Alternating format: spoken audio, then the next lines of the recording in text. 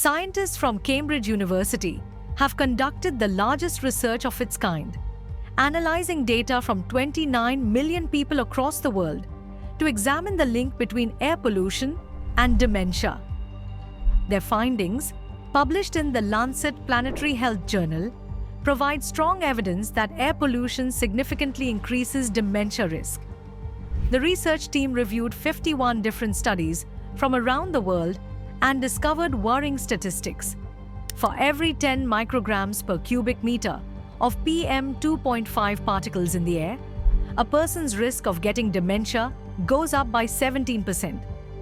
PM 2.5 particles are tiny bits of pollution that come from cars, trucks, and factories. Other types of air pollution also cause problems. Nitrogen dioxide raises dementia risk by 3% for every 10 units, while soot particles increase the risk by 13% for every single unit. These findings are particularly concerning, given the global scope of dementia. The illness is estimated to affect approximately 57 million people worldwide, with the number expected to increase to at least 150 million cases by 2050. Dementia is a term for several diseases that affect memory, thinking, and the ability to perform daily activities.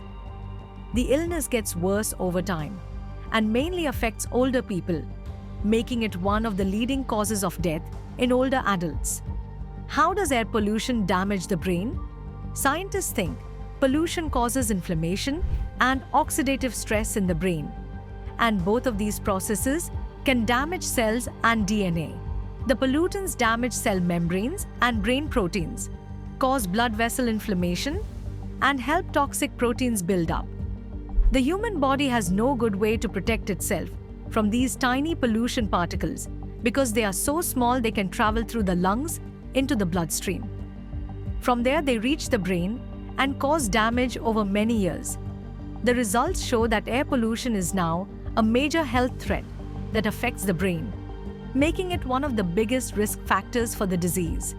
This research comes at a particularly critical time when WHO data show that 99% of the global population breathes air that exceeds WHO guideline limits and contains high levels of pollutants, with low and middle-income countries suffering from the highest exposures. The rise in air pollution, especially in developing countries, might lead to an even sharper rise in cases. The study's authors say governments need to take action quickly.